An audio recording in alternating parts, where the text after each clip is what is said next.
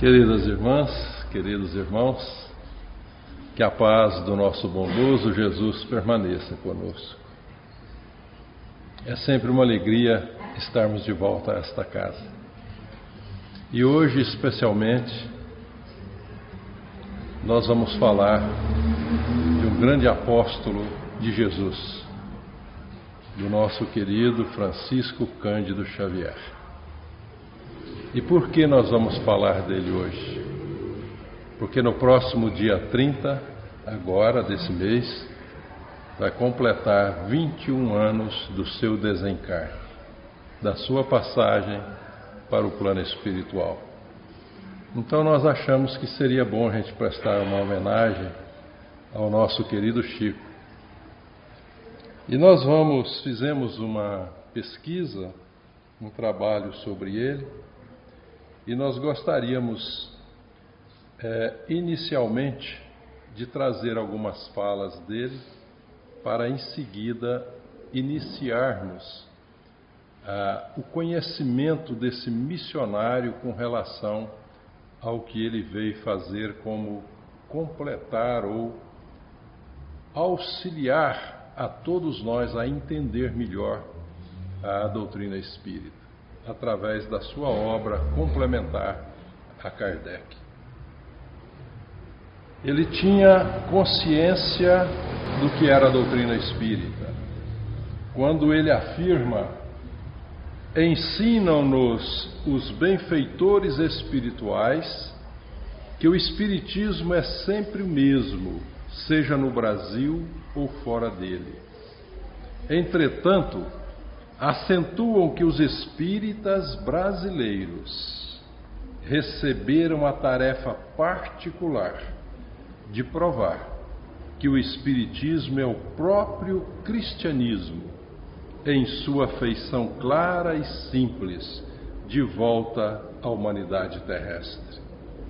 Aqui nós observamos, nessa fala de Chico, a compreensão clara dele com relação ao cristianismo redivivo, a doutrina espírita. Mas ele nos traz algo muito importante e significativo, que nós temos uma missão com a nossa doutrina, de provar que é realmente o cristianismo. E como nós faremos isso? Através da vivência do ensino de Jesus, através do estudo de Kardec, demonstrando assim que nada foge ao ensino de Jesus. Nós observamos que, quando ele fala sobre a doutrina, ele mostra para nós que não existe como separá-la do ensino de Jesus. Não consigo entender o Espiritismo sem Jesus e sem Allan Kardec. Para todos, com todos e ao alcance de todos, a fim de que os nossos princípios alcancem os fins a que se propõem. Não conseguindo pensar de outro modo, peço a Jesus, a todos nos esclareça e abençoe. Então aqui nós observamos essa sintonia, esse trabalho do próprio Cristo em trazer o Consolador para nós. Então não tem como separar. Mas acima de tudo nós precisamos compreender esses princípios da doutrina, porque serão eles que vão nortear a nossa caminhada aqui na Terra, demonstrando assim, mostrando a nossa condição de espíritos imortais. Com relação aos grandes trabalhadores do espiritismo no Brasil, ele vai trazer algumas falas importantes sobre alguns deles, mas esse caso aqui em particular, eu gostaria de trazê-lo para que a gente entendesse quem é Chico, porque muitas vezes a nossa compreensão foge um pouco da realidade. E todos nós sabemos quem foi Bezerra de Menezes, considerado o médico dos pobres, aquele que trabalhou a vida inteira por Jesus e pela doutrina espírita. foi o grande incentivador da união dos espíritas, da união das casas espíritas, assumindo a direção da Federação Espírita Brasileira, para que nós pudéssemos manter a doutrina com a sua pureza cristalina, não trazendo então deturpações para o ensino da doutrina. E certa feita então, o Chico estava fazendo o seu trabalho, ele ficava até madrugada, e ele já estava com problema na vista, e aí o Chico faz uma mentalização, logo após os trabalhos, para o Dr. Bezerra. E o Dr. Bezerra já tinha terminado o trabalho dele, volta e fala: por que você não me disse, Chico, que estava passando mal da vista? Eu lhe seria medicado. Aí o Chico fala assim: Dr. Bezerra, eu não lhe peço como gente, mas como uma besta que precisa curar-se para continuar sua missão espiritual e terrena. Cure, pois, por caridade, os meus olhos doentes. Olha o que o Dr. Bezerra responde para o Chico: se você, Chico, é uma besta, e eu, quem sou? Olha a resposta do Chico: o senhor, Dr. Bezerra, é o veterinário de Deus. Aqui nós observamos nessa fala simples a grandeza do Chico. Se o próprio Dr. Bezerra, um espírito iluminado, fala: Chico, se você se considera uma besta, e eu então? Quer dizer, o desnível que existia entre eles. O Chico, de uma grandeza imensa, assim como o Dr. Bezerra. Mas isso aqui é um caso demonstrando assim a humildade e a grandeza de Chico. Numa outra oportunidade, ele fala sobre Emmanuel, para que a gente possa entender a missão do Consolador. Então ele fala assim: conservo para mim a certeza de que ele, Emmanuel, terá participado da equipe que colaborou na estrutura da codificação da doutrina espírita. A mensagem intitulada O Egoísmo, no capítulo 11, no item 11 de O Evangelho segundo o Espiritismo, em que se faz referência a Pilatos, é de autoria do nosso benfeitor espiritual. Não tenho dúvidas a esse respeito. Então, mostrando aqui que o próprio Emmanuel já participou lá na época de Kardec da codificação, trazendo mensagens como espírito. Então, isso é um fato significativo. E agora, nós vamos trazer alguns dados para demonstrar o missionário que foi Chico. E aqui é importante. Ele nasceu em Pedro Leopoldo, como nós sabemos, 2 de abril de 1910, o seu pai João Cândido, sua mãe Maria João de Deus. Em 1915, quer dizer, com 5 anos de idade, ele ficou órfão de mãe, a mãe desencarna. Aos 9 anos de idade, ele começou a trabalhar. Para vocês verem por quê. Foram vários irmãos que o pai dele tinha, vários, família pobre, simples.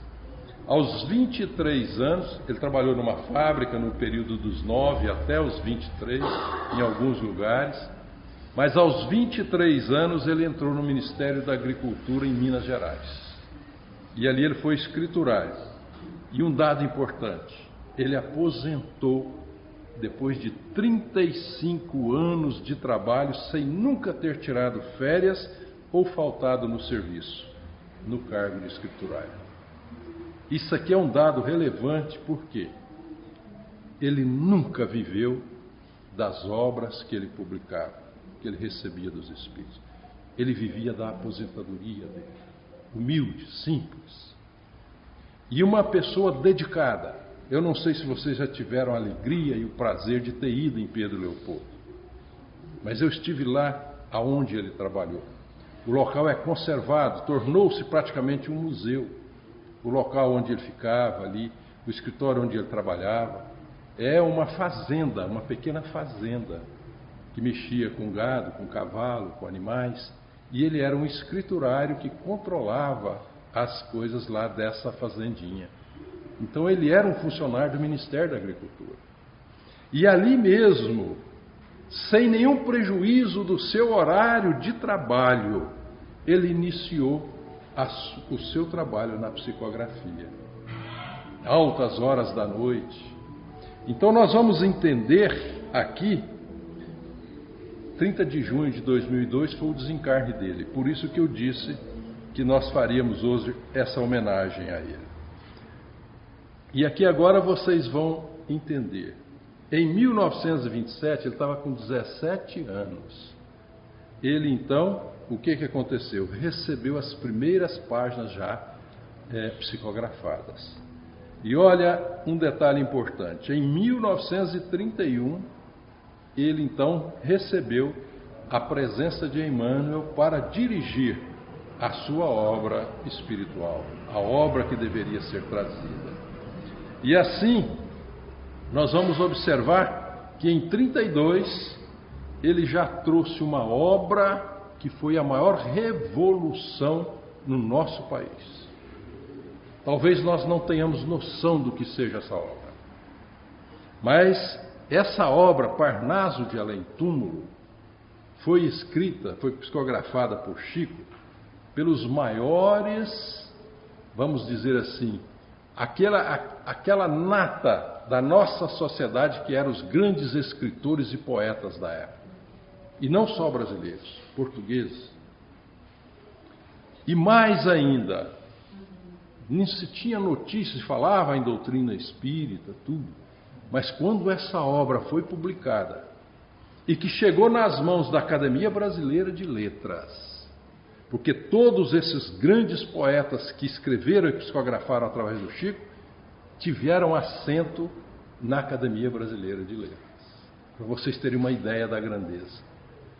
E aí foram comparar os estilos. Um Olavo Bilac para escrever uma poesia e o Chico psicografando.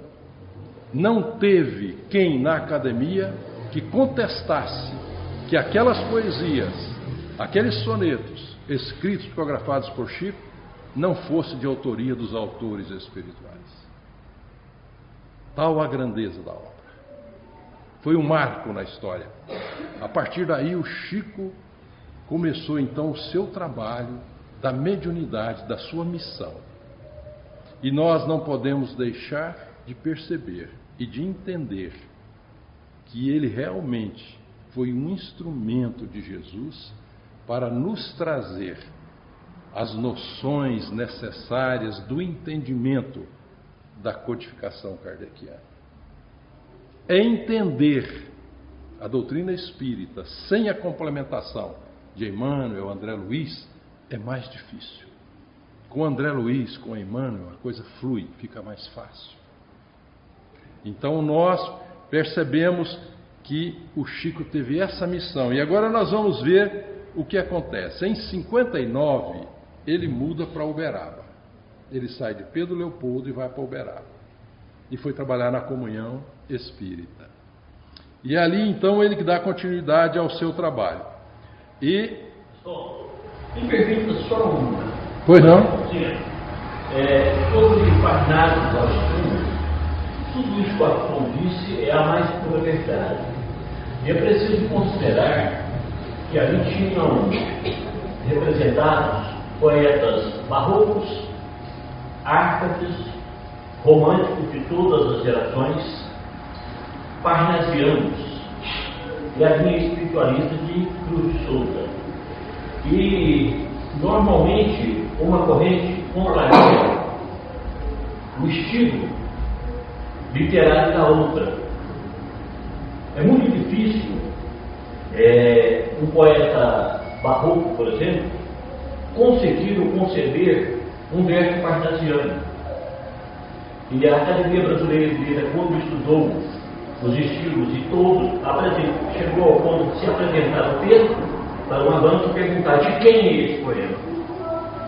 Não houve um só erro. Nenhum. Em estilos diferentes, o que é para um homem, o velho, a vida do mais genial que seja, uma tarefa impossível. Impossível. Obrigado você. Às vezes a gente não entra em detalhe em função, para mostrar, mas Parnaso foi uma revolução. O próprio Humberto de Campos, que era membro da academia, quando ele desencarna, então, porque ele não era espírita, ele era católico. Quando ele desencarna, então, o que aconteceu? De jeito que não fica. Não teve como. Passou a escrever também, através do Chico, várias obras, né? Mas é isso, obrigado. E só para a gente ter essa noção.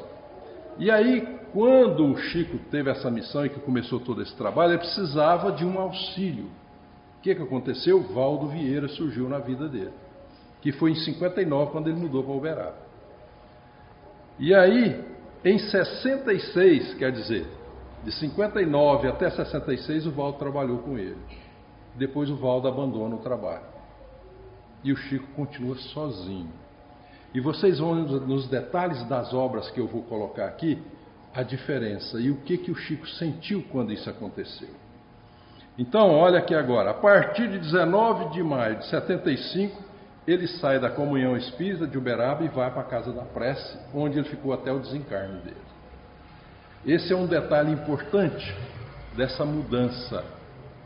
Essa mudança, ela na verdade são só aqueles muito ligados ao Chico na época que sabem por quê.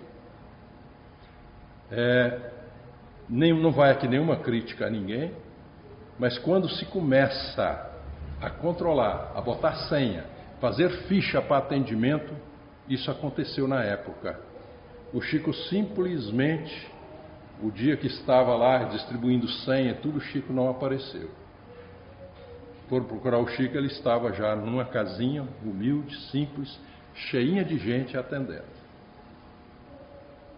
Então ele foi para a Casa da Prece em função dessas coisas, que eu não vou entrar em detalhe, né, porque foi um trabalho importante na Comunhão Espírita de Uberaba.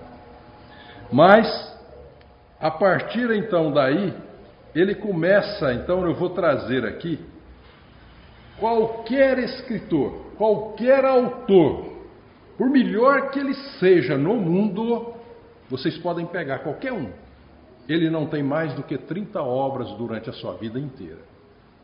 Vocês podem pegar um Paulo Coelho, pode pegar um Jorge Amado, não tem.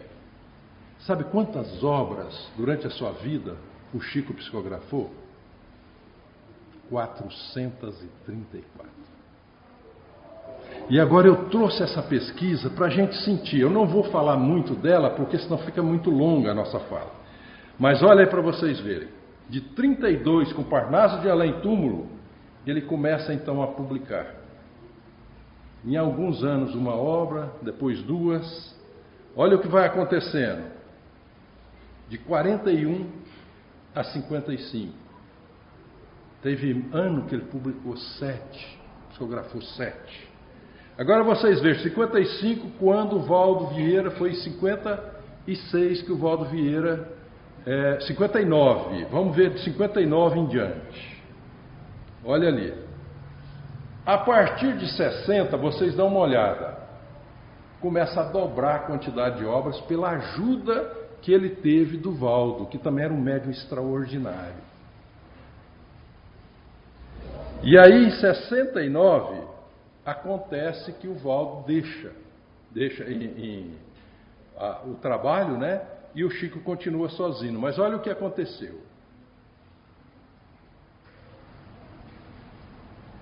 73, só para a gente ter uma ideia, 71, 9 obras, 77, 10, 78, olha 1980.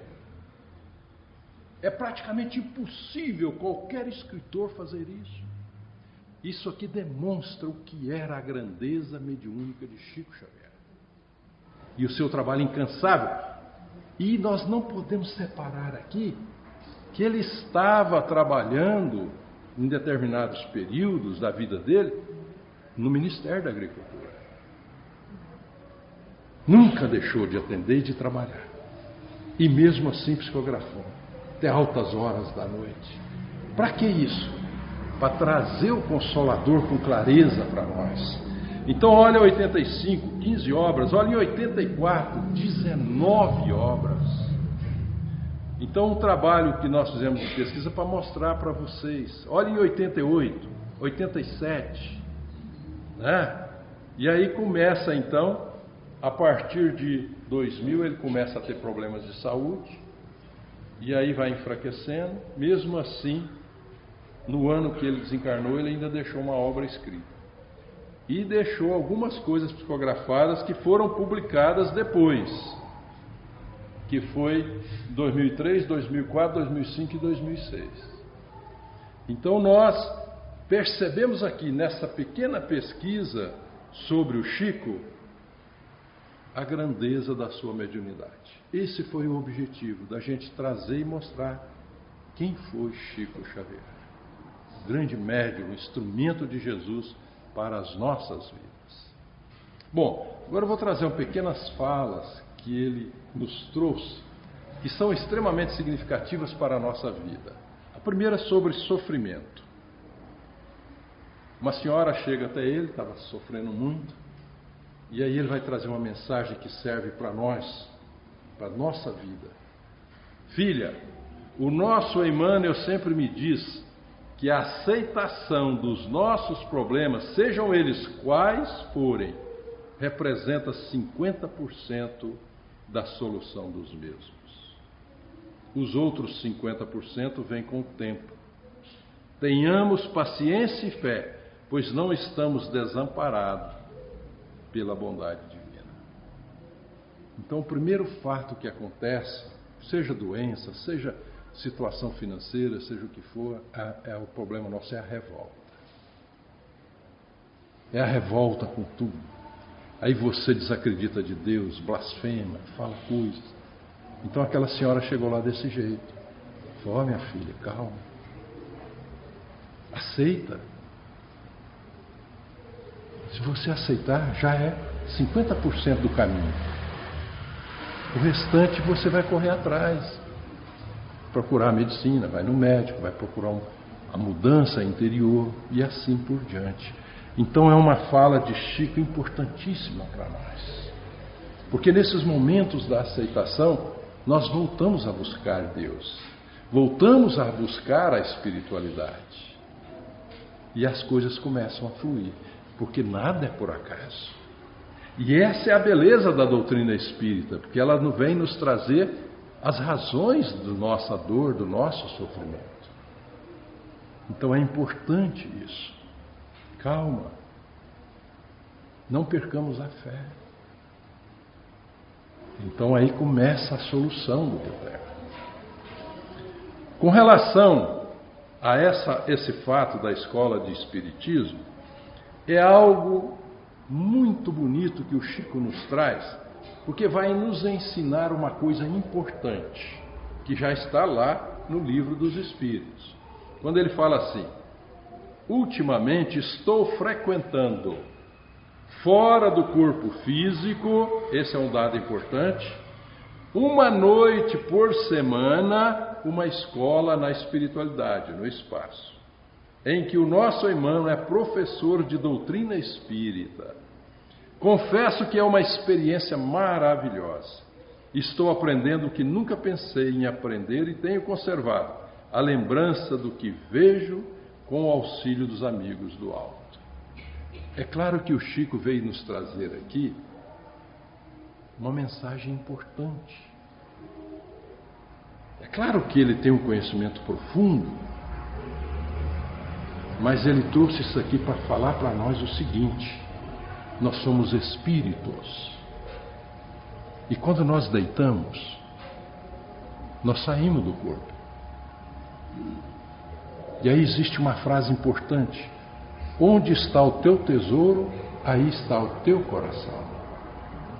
Então é você a pessoa mais importante para estar no plano espiritual, num local adequado, para dar continuidade à sua evolução, ao seu trabalho. Se eu gosto de farra, de vícios, quando eu saio do corpo físico, para onde eu vou? Agora, se eu busco a oração, todos nós temos um amigo espiritual, e se eu busco a oração, falou, eu gostaria tanto de buscar um aprendizado, de estar num lugar gostoso, de estar com entes queridos. E aí então, o que acontece? Nós vamos para lugares melhores. Tudo isso depende de nós. E Dr. Bezerra nos fala numa mensagem belíssima que durante o sono físico, dependendo de nós, de buscarmos essas orações, são reabastecidas as nossas energias. Verdadeiros tratamentos espirituais são feitos nos nossos perispíritos para suportarmos as vicissitudes do dia a dia. Então é extremamente significativa essa mensagem. E aí é importante a oração. Ao deitarmos, fazermos a nossa oração. E ao levantarmos também, rogando o auxílio e o amparo do nosso amigo espiritual para o enfrentamento das lidas diárias. Então é importante, somos espíritos, não estamos sozinhos. Então nada de pânico, de desespero. Esse é o primeiro aspecto que nós temos que aprender com a nossa doutrina. E esse amigo espiritual não nos abandona nunca. Não é só do berço ao túmulo, ele continua sempre nos auxiliando. Mas ele fala também sobre o livro. Tem tanta porcariada no mercado, não tem?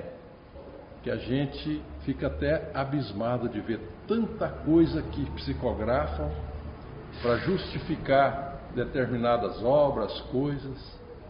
E aí perguntaram ao Chico sobre isso, o que ele achava. Ele fala assim: eu não sou contra, porque eu acho que isso é um mercado. Cada lavrador leva ao mercado a produção que ele consegue obter na terra. Agora, o consumidor é que vai dizer, não é mesmo? Agora, como que nós vamos selecionar uma obra, se ela é boa ou não, se eu não tenho conhecimento de doutrina espírita? Então, o primeiro passo é nós conhecermos a doutrina. É buscar a fonte cristalina. Aí, quando eu vou ler uma coisa que foge, eu falo: opa, isso aqui não serve. Esse é o tomate bonito aqui na feira, o outro podre, eu vou escolher o podre. Mas para eu saber se ele está podre, eu tenho que ter conhecimento. E é assim a obra, é isso que o Chico está nos ensinando. Eu não vou tolher a liberdade de ninguém de publicar qualquer porcaria. Mas agora eu me dou o direito de não ler. Não é? É isso que ele está nos ensinando. Então, com relação à divulgação da doutrina, admito seja nossa obrigação servir sempre a causa de todos, formando assim o preciso ambiente para que se manifeste a colaboração dos espíritos superiores. Olha que detalhe. No caso, lembro-me do trabalho da aviação. Sem aeroporto conveniente, o avião não encontra pouso seguro. Vamos pensar aqui na casa espírita.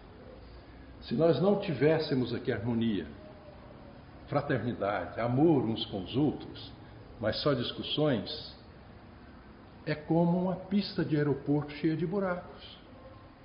O avião vai descer? Vai ter acidentes. Então a espiritualidade superior vai entrar numa casa que está cheia de brigas, de discussões, que não trabalha a fraternidade, o amor, os ensinos de Jesus.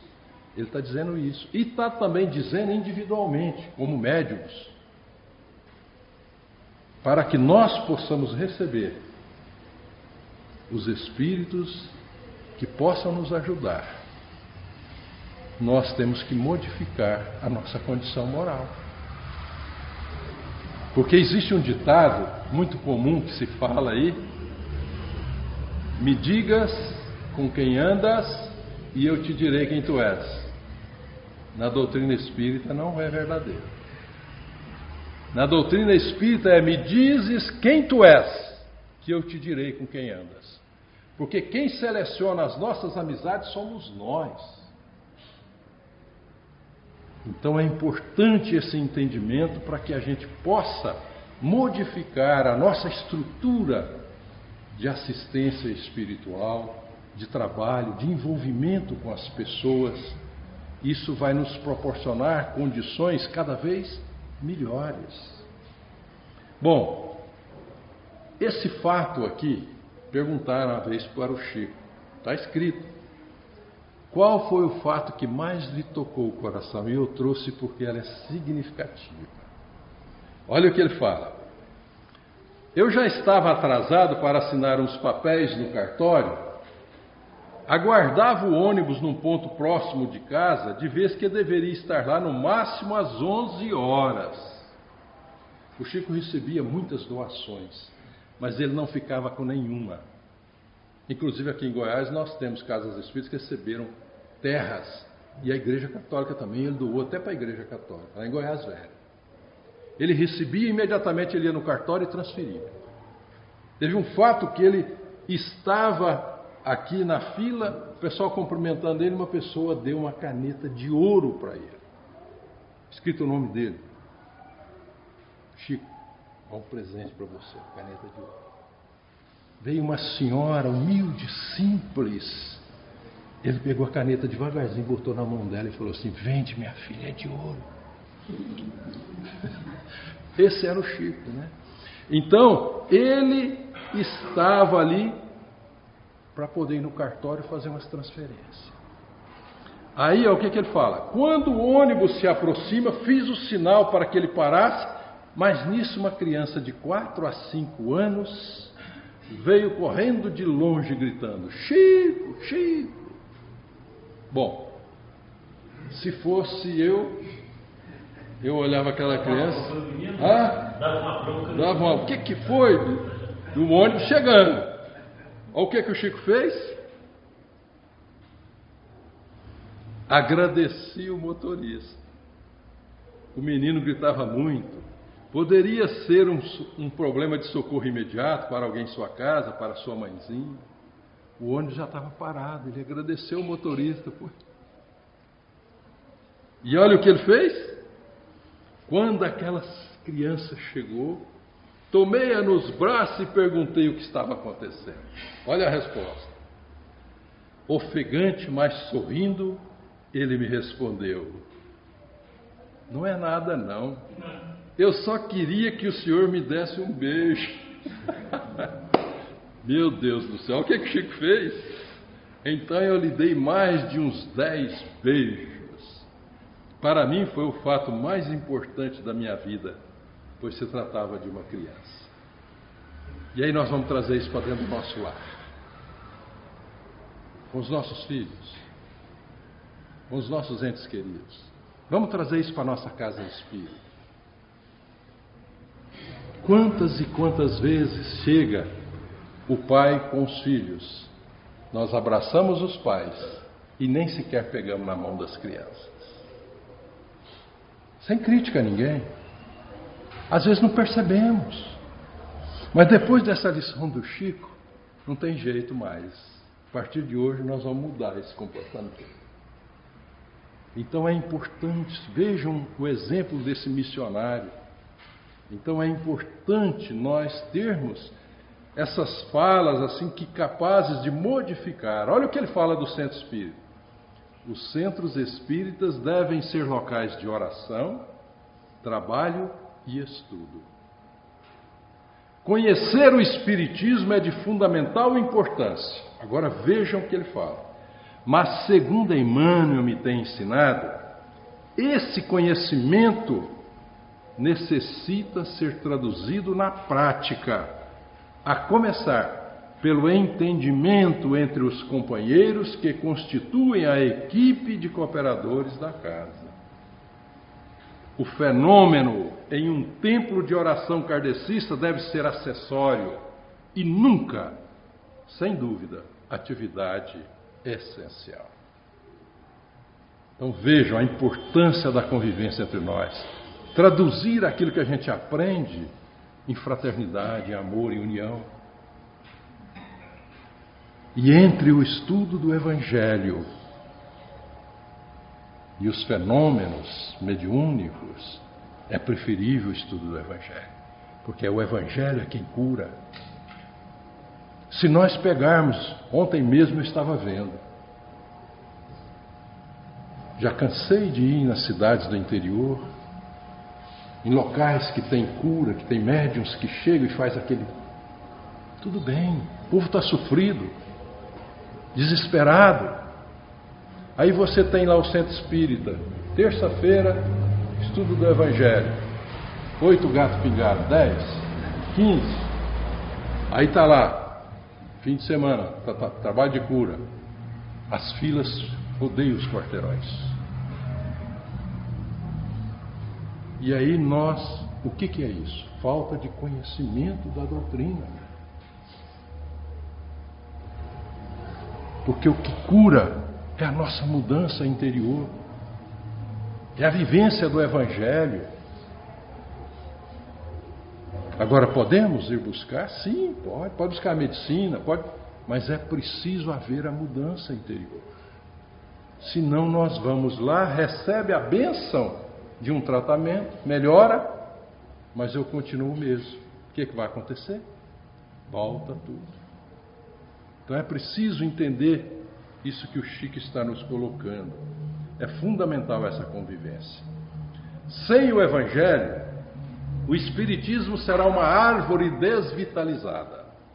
É necessário que tenhamos a coragem de dizer, e isto sem receio da crítica dos intelectuais, dos espíritas de gabinetes, dos patrulheiros ideológicos que pretendem assumir ou tomar as rédeas do nosso movimento. O grande desafio para a doutrina será crescer sem perder a simplicidade que a caracteriza. Isso aqui é muito atual.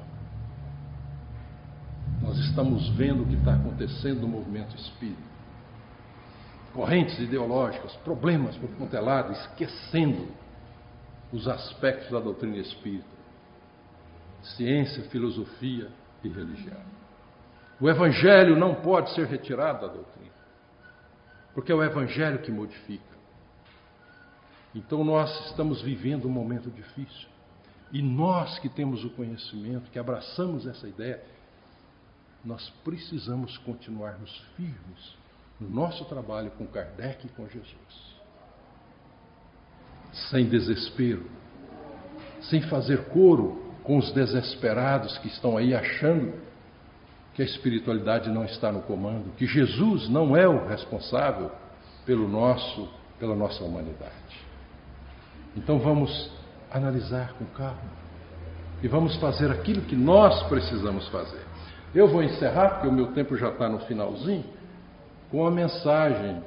Lembra quando eu falei que o Valdo Vieira abandonou o Chico e ele tinha uma tarefa imensa de livros para, junto com o Chico, publicar? Porque, olha, a mediunidade do Valdo era tão significativa que os dois juntos, um às vezes em Pedro Leopoldo, outro em Uberaba, o Chico escrevia o capítulo de um livro, o capítulo ímpar, e o Valdo Vieira escrevia o capítulo par, em cidade diferente. O livro juntava e você não distingue a mediunidade de um e de outro. O conteúdo, a sequência, a grandeza da mediunidade de Valdo Vieira.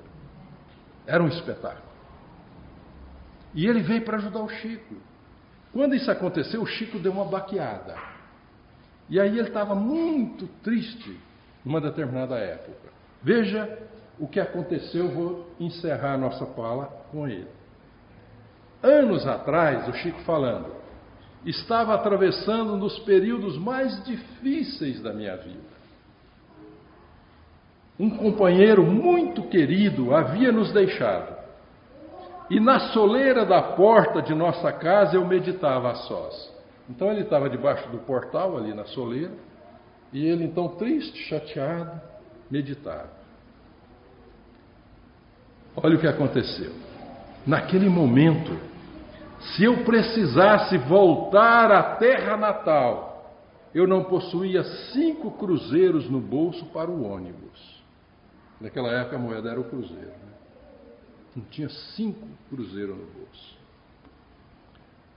As lágrimas me escorriam pelas faces, quando em meio a uma luz muito intensa, surgiu-me aos olhos a figura de um mensageiro espiritual, de elevada hierarquia, muito superior à condição de Emmanuel. Olha o que aconteceu nesse momento. Chico triste, chorando, ali na entrada, na porta da casa, e esse espírito de luz aparece para ele.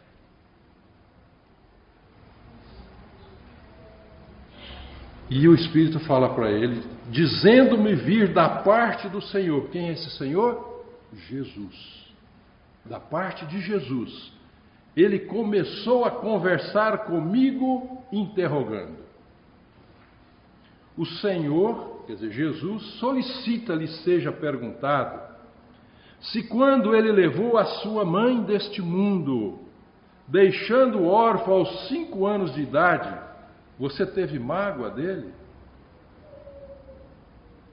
Surpreso com a sublime visita, respondi que não. E o mensageiro prosseguiu como se conhecesse detalhadamente cada trecho do caminho que eu havia percorrido até aquele exato momento. Quando o impediu de estudar, através daqueles que lhe dificultaram o acesso aos bancos escolares, negando-lhe as oportunidades que sonhava, você teve mágoa do Senhor? Com o coração aos saltos afirmei que não, porque o Senhor sabe o que é melhor para mim. Quando Ele permitiu que você ficasse órfão pela 2ª vez, subtraindo de sua presença aquela que foi a sua segunda mãe, deixando-o com 12 crianças para sustentar com um reduzido salário, você teve mágoa do Senhor?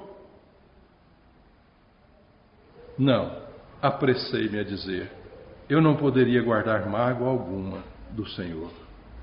E o emissário celeste, sem qualquer pausa na voz, continuou discorrendo sobre os pontos mais delicados da minha existência atual, sempre repetindo a mesma questão. Quando perdeu a companhia de seu irmão José Xavier, que era o seu braço direito, o apoio e o incentivo na doutrina, ante o serviço a realizar, você teve mágoa do Senhor? Não, chorei muito e ainda choro, mas não senti mágoa do Senhor. Quando entre as flores que desabrocham no jardim promissor da mediunidade, surgiram os primeiros espinhos a lhe dilacerarem a alma em forma de ingratidão e calúnia, você teve mágoa do Senhor? Não, repeti convicto, jamais tive mágoa do Senhor, a quem devo tudo o que tenho e tudo o que sou. Quando Ele afastou o casamento de seus planos de felicidade e realização pessoal, você teve mágoa do Senhor? Não, eu não posso me queixar de nada, pois tenho recebido bem mais do que mereço. E agora, quando depois de tantos anos, dedicando-se integralmente ao Evangelho, vê-se abandonado por aqueles a quem repousavam as suas esperanças no entardecer da vida física, você sente mágoa do Senhor? Companheiro que havia abandonado? Não, respondi em lágrimas, seja feita a vontade do Senhor. Estabeleceu-se então, entre nós, um silêncio que não ousei quebrar. Depois de rápidos segundos, como se estivesse comunicando-se telepaticamente com o plano da luz, o mensageiro concluiu. O Senhor manda-lhe dizer que doravante nada há de lhe faltar. Não tenha receios, porque Ele providenciará tudo o que você necessitar para prosseguir servindo-o entre os homens na terra.